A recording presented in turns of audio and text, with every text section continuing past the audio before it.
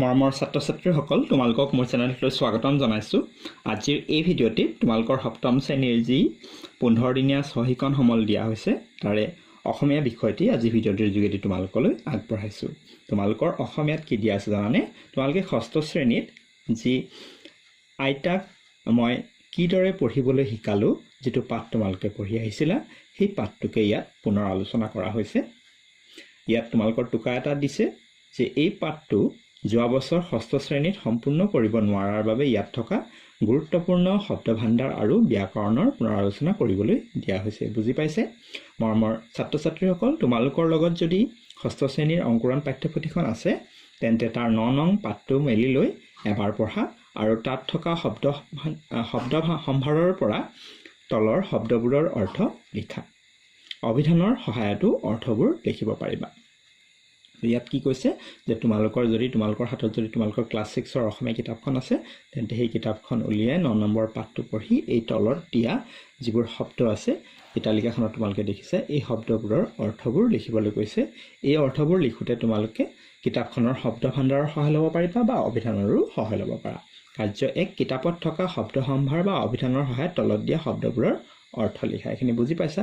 এতিয়া তোমালোকৰ মনত প্ৰশ্ন আহিব পাৰে যে ছাৰৰ কুৱেশ্যন পেপাৰখন কিয় ইমান লেতেৰা? আচলতে এই কুৱেশ্যন পেপাৰখন অস্পষ্ট আছিল। মই ইয়াৰ ওপৰতে ঘঁহাই লিখাৰ বাবে এনেকুৱা হৈছে। তোমালোকে সেইবোৰ ইগন'ৰ কৰিবা। মই কৈ যোৱাবোৰ তোমালোকে শুনি যাবা আৰু চাগে স্পষ্টকৈ তোমালোকে দেখাও পাইছা। এইফালে তোমালোকৰ শব্দবোৰ লিখা আছে আৰু এইফালে তোমালোকৰ অৰ্থখিনি আছে, নহয়নে? প্ৰথমে বলা তোমালোকৰ শব্দ কি কি দিছে আমি চাই লওঁ, তাৰপিছত আমি ইয়াৰ অৰ্থবোৰ লিখিম। তোমালোকৰ দিছে বয়োজ্যেষ্ঠ, নিৰক্ষৰ, অপেক্ষা, প্ৰতিবন্ধক, স্বচ্ছল, চৌহদ, সতৰ্ক, অক্ষমতা, দৃঢ়, ক্লান্তি, স্পৰ্শ, প্ৰাপ্তবয়স্ক, অনুপ্ৰেৰণা, ধাৰাবাহিক, অতিক্ৰম, উদ্গ্ৰীৱ, উদ্বিগ্ন, বাৰম্বাৰ, ধিক্কাৰ, সংকল্প, মণ্ডপ আৰু দৰদী। এতিয়া এই শব্দসমূহৰ অৰ্থবোৰ তোমালোকে চাই লোৱা। বয়োজ্যেষ্ঠৰ অৰ্থ হৈছে বয়সত ডাঙৰ। নিৰক্ষৰ, লিখা পঢ়া নজনা। নিৰক্ষৰ মানে লিখা পঢ়া নজনা। অপেক্ষা, অপেক্ষা হৈছে প্ৰতীক্ষা। আমি অপেক্ষা কৰা বুলি কওঁ যে, ঠিক তেনেকৈ প্ৰতিবন্ধক, ইয়াৰ অৰ্থ হৈছে বাধা। স্বচ্ছল, সুচল অৱস্থা। চৌহদ মানে চাৰিসীমা। সতৰ্ক অৰ্থ সাৱধান। অক্ষমতা, অপৰাগ। দৃঢ়, মজবুত বা বলিষ্ঠ। ক্লান্তি, ক্লান্তিৰ অৰ্থ হৈছে ভাগৰ। স্পৰ্শ, পৰশ বা হাতেৰে চোৱা কাৰ্য। তাৰপিছত প্ৰাপ্তবয়স্ক, বয়প্ৰাপ্ত বা উপযুক্ত বয়স। আমি উপযুক্ত বয়স বা লোকক আমি প্ৰাপ্তবয়স্ক বুলি কওঁ, হয়নে? অনুপ্ৰেৰণাৰ অৰ্থ হৈছে উৎসাহ। ধাৰাবাহিকৰ অৰ্থ হৈছে অবিচ্ছিন্ন বা ক্ৰমিক। অতিক্ৰম, পাৰ হৈ যোৱা কাৰ্য। উদ্গ্ৰীৱ, পাবলৈ অতি ব্যগ্ৰ। উদ্বিগ্ন, চিন্তিত। বাৰম্বাৰ, বাৰে বাৰে। ধিক্কাৰ, ধিক্কাৰ অৰ্থ হৈছে নিন্দা। সংকল্প, প্ৰতিজ্ঞা। মণ্ডপ, দেৱতাৰ ঘৰ। আৰু দৰদীৰ অৰ্থ হৈছে মৰমীয়াল। এইবাৰ তোমালোকৰ কাৰ্য 2টো চোৱা। ইয়াত কি দিছে? তোমালোকৰ বিদ্যালয়ত পালন কৰা যিকোনো এটা দিৱস বা উৎসৱৰ বিষয়ে চমুকৈ লিখা। আমি আমাৰ বিদ্যালয়ত বছৰটোত আমি বিভিন্ন সময়ত বিভিন্ন আমি উৎসৱ বা দিৱস আমি পালন কৰোঁ, যেনে গণতন্ত্ৰ দিৱস হওক, স্বাধীনতা দিৱস, শিশু দিৱস, এনেকুৱা ধৰণৰ। তাৰে যিকোনো এটা আমি বিদ্যালয়ত পালন কৰা দিৱসৰ বিষয়ে চমুকৈ ইয়াত লিখিবলৈ দিছে। মই ইয়াত আমাৰ বিদ্যালয়ত পালন কৰা স্বাধীনতা দিৱসটোৰ বিষয়ে চমুকৈ লিখি দিছোঁ, তোমালোকে চাই লোৱা। আমাৰ বিদ্যালয়ত পালন কৰা এটা দিৱস হ'ল স্বাধীনতা দিৱস। প্ৰতি বছৰে 15 আগষ্ট তাৰিখে এই দিৱস আমাৰ বিদ্যালয়ত পালন কৰা হয়। 1947 চনৰ 15 আগষ্ট তাৰিখে আমাৰ দেশ ভাৰতবৰ্ষ স্বাধীন হোৱাৰ বাবে এই দিনটো সমগ্ৰ ভাৰতত স্বাধীনতা দিৱস হিচাপে পালন কৰা হয়। এই বিশেষ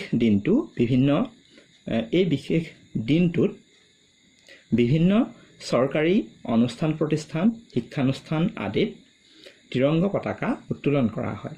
বিদ্যালয়ত ছাত্ৰ ছাত্ৰীসকলৰ মাজত বিভিন্ন খেল ধেমালি প্ৰতিযোগিতা অনুষ্ঠিত কৰি এক উৎসৱমুখৰ পৰিৱেশৰ সৃষ্টি কৰা হয় এই ধৰণে তোমালোকে লিখি ল'ব পাৰা বা অন্য দিৱস বা উৎসৱৰ বিষয়েও লিখিব পাৰা এইবাৰ তোমালোকৰ কাৰ্য 3টো চোৱা ইয়াত কি দিছে তলত দিয়া ভাঙনিবোৰৰ যুক্তাক্ষৰ গঠন কৰা প্ৰতিটো যুক্তাক্ষৰেৰে দুটাকৈ শব্দ গঠন কৰা আৰু প্ৰতিটো শব্দৰে একোটাকৈ বাক্য সাজা উদাহৰণস্বৰূপে তোমালোকৰ দিছে প্ৰশ্নটো বুজি পাইছানে যে ইয়াত আমাৰ ভাঙনিবোৰ দিছে তাৰমানে এই দুটা আখৰ যোগ হৈ এই যুক্তাক্ষৰটো গঠন হৈছে বুজিছানে এই ভাঙনিটোৰ পৰা যেটো যুক্তাক্ষৰ গঠন হ'ব এই যুক্তাক্ষৰটো গঠন কৰিব লাগিব আৰু সেই যুক্তাক্ষৰ থকা দুটা শব্দ লিখিব লাগিব আৰু সেই শব্দ দুটাৰে আমি কি কৰিব লাগিব এটা এটা আমি বাক্য ইয়াত গঠন কৰিব লাগিব বা লিখিব লাগিব তো ইয়াত আমাৰ প্ৰথমটো তোমালোকৰ দিয়াই আছে মূৰ্ধন্য খ যোগ মূৰ্ধন্য ঠ এই যুক্তাক্ষৰটো কি হ'ব এই দুটা আখৰ লগ লাগিলে মূৰ্ধন্য ক্ষৈতস্থ আৰু এই মূৰ্ধন্য ক্ষৈতস্থ থকা দুটা শব্দ যেনে ষষ্ঠ আৰু জ্যেষ্ঠ এতিয়া এই ষষ্ঠ শব্দটোৰে এটা বাক্য ইয়াত সজা হৈছে যেনে মই ষষ্ঠ শ্ৰেণীত পঢ়ো আৰু জ্যেষ্ঠ শব্দটোৰেও এটা বাক্য সজা হৈছে জ্যেষ্ঠ ব্যক্তিসকলক সন্মান কৰিব লাগে একেদৰে এতিয়া আমি কি কৰিব লাগিব এই যেটো ভাঙনি প যোগ দন্তীয় ত এই দুটা আখৰেৰে গঠন হোৱা যুক্তাক্ষৰটো আমি এই স্তম্ভটোত লিখিব লাগিব প যোগ ত যুক্তাক্ষৰটো কি হ'ব পত্যয় ত নহয়নে আৰু এই পত্যয় ত থকা দুটা শব্দ আমি কি লিখিব পাৰো সপ্তম আমি সপ্তম লিখিব পাৰো দন্তীয় হ পত্যপ্ত ম সপ্তম এই সপ্তম শব্দটোত এই পত্যপ্ত যুক্তাক্ষৰটো আছে আৰু আমি লিখিব পাৰো সমাপ্ত দন্তীয় হ মত আকাৰে মা পত্যপ্ত সমাপ্ত এতিয়া এই সপ্তম শব্দটোৰে আমি এটা বাক্য সাজিবলা আমি কি লিখিব পাৰো যে মই সপ্তম শ্ৰেণীত পঢ়ো একেবাৰে হল মই সপ্তম শ্ৰেণীত পঢ়ো দাৰি দিবা দাৰি দিবলৈ নাপাহৰিবা সমাপ্ত শব্দটোৰে এটা বাক্য আমি জানি লিখিব পাৰো খেলখন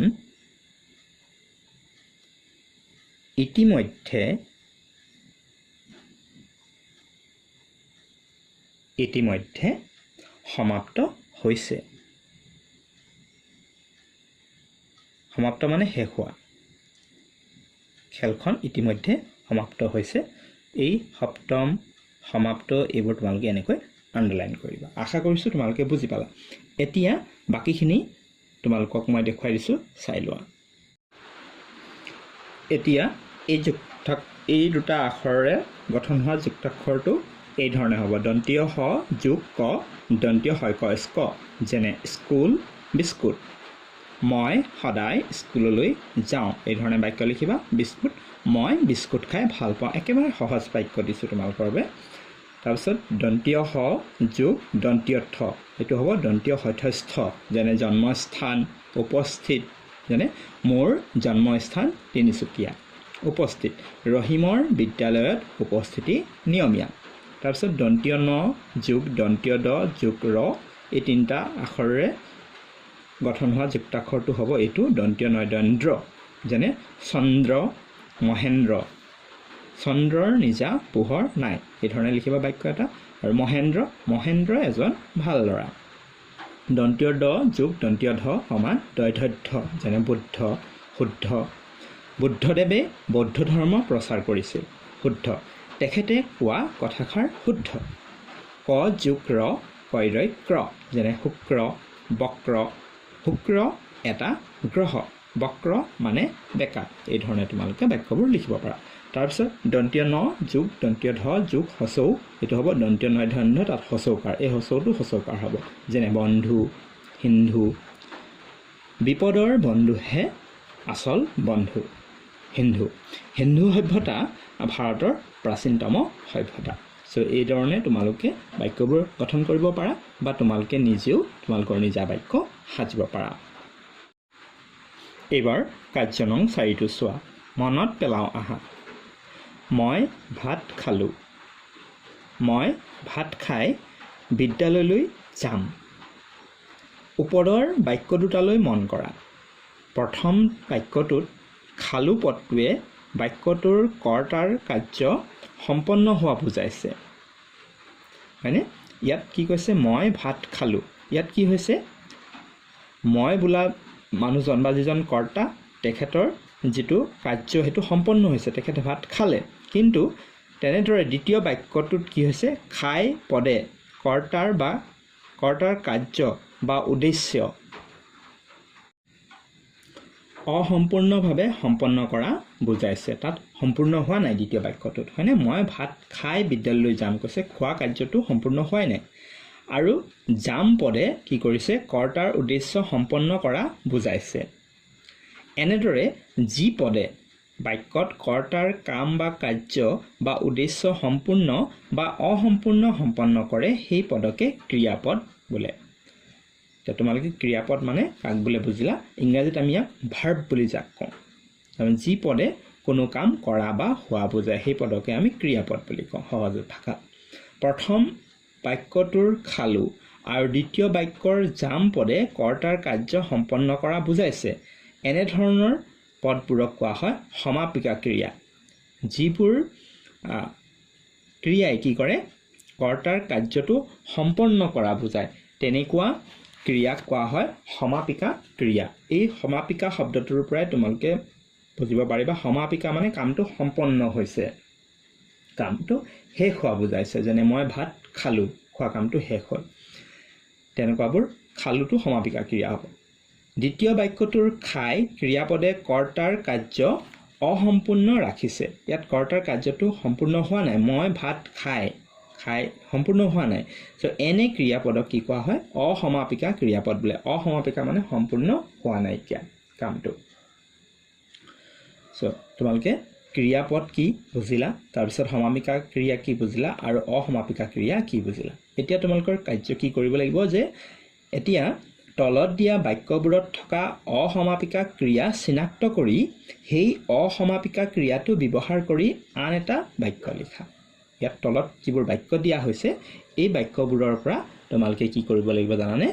অসমাপিকা ক্ৰিয়া কোনটো তোমালোকে চিনাক্ত কৰিব লাগিব। যেনে উদাহৰণস্বৰূপে এটা দিছে চোৱা, তাৰ বাবেই মোৰ যোৱাত দেৰি হ'ল।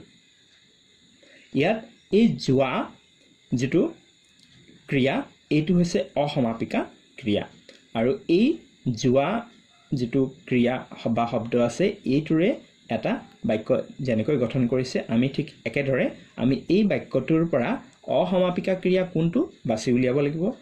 তাৰপিছত যেনেকৈ যোৱাত এইটো বাছি উলিয়ালে, তাৰপিছত যোৱাত শব্দটোৰে এটা বাক্য গঠন কৰিছে, ঠিক তেনেকৈ আমি ইয়াৰ পৰা যিটো অসমাপিকা ক্ৰিয়া পাম সেই অসমাপিকা ক্ৰিয়াৰে আমি এটা কি কৰিব লাগিব? বাক্য এটা আমি লিখিব লাগিব। যেনে যোৱাত কি লিখিলে? যে দূৰ্বা যোৱাতহে মই আহিলোঁ। এতিয়া আমি এই বাক্যবোৰৰ পৰা অসমাপিকা ক্ৰিয়াবোৰ চিনাক্ত কৰিব ব'লা। এতিয়া তোমালোকে ভাবি আছা চাগে যে অসমাপিকা ক্ৰিয়া আমি কেনেকৈ চিনাক্ত কৰিম। তোমালোকক মই একেবাৰে সহজ এটা কথা বুজাই দিছোঁ চোৱা। যদি ই, লে, লত যদি থাকে ধাতুৰ লগত তেতিয়াহ'লে সেইটোৱেই অসমাপিকা ক্ৰিয়া হ'ব। যেনে ইয়াত যদি চাওঁ আমি তাৰ বাবেই মোৰ যোৱাত দেৰি হ'ল। যোৱাত ত আছে যে ত, ত থাকিলে মানে কি হ'ব? এইটো অসমাপিকা ক্ৰিয়া। ঠিক তেনেকৈ ইয়াত যদি চোৱা জগত আৰু শ্বহীদুল আহিলে আমি খেলিবলৈ যাম। চ' ইয়াত এই যিটো আহিলে এই আহিলেটো কি হ'ব? অসমাপিকা ক্ৰিয়া হ'ব, যিহেতু ইয়াত লে আছে। আহিলে জগত আৰু শ্বহীদুল আহিলে আমি খেলিবলৈ যাম, আহিলেটো অসমাপিকা ক্ৰিয়া। এতিয়া তোমালোকে এই বাক্যটোৰ অসমাপিকা ক্ৰিয়া কোনটো ক'ব পাৰিবানে? হয়, এইটো খাই। দেউতাই ভাত খাই গুৱাহাটীলৈ যাব। এই খাইটো অসমাপিকা ক্ৰিয়া। গ নম্বৰটোত কোনটো অসমাপিকা ক্ৰিয়া হ'ব জানানে? এই গ'লে, লে আছে ইয়াত। মানসী ঘৰলৈ গ'লে মই যাম। তাৰপিছত ঘ নম্বৰটোত হ'ব তুমি চাহ নাখালে ময়ো নাখাওঁ। ইয়াত নাখালেতো অসমাপিকা ক্ৰিয়া। তোমালোকে কথা দিলে মই আহিম। ইয়াত দিলেটো হ'ল অসমাপিকা ক্ৰিয়া। আমাৰ অসমাপিকা ক্ৰিয়াবোৰ চিনাক্ত কৰা হৈ গ'ল বাক্যবোৰত। এতিয়া এই ধৰণে তোমালোকে কি কৰিবা? যিটো অসমাপিকা ক্ৰিয়া সেইটো লিখি ল'বা। যেনে আহিলেতো আমি আহিলে লিখি তাৰপিছত আমি এটা বাক্য লিখিলোঁ, ঠিক তেনেকৈ এই ধৰণে এইবোৰ কৰি ল'বা।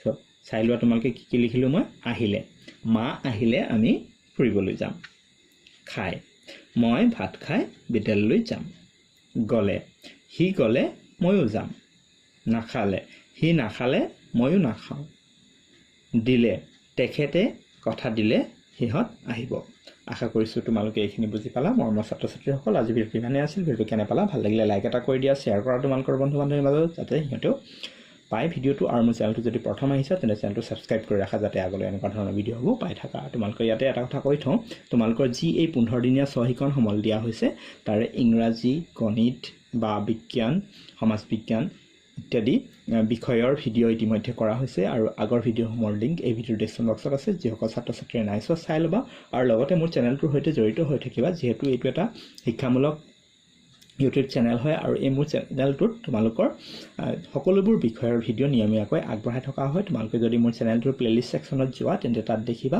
যে বেলেগ বেলেগ বিষয়ৰ বেলেগ বেলেগ শ্ৰেণীৰ ধুনীয়াকৈ প্লেলিষ্ট কৰা আছে তোমালোকে তোমালোকৰ নিৰ্দিষ্ট বিষয়ৰ নিৰ্দিষ্ট পাঠত গৈ প্লেলিষ্টৰ তোমালোকে কি কৰিব পাৰা নিৰ্দিষ্ট পাঠটো চাই পঢ়ি বুজি ল'ব পাৰা মৰমৰ ছাত্ৰ ছাত্ৰীসকল আজি ভিডিঅ'টো ইমানেই আছিল ভিডিঅ'টো চোৱাৰ বাবে ধন্যবাদ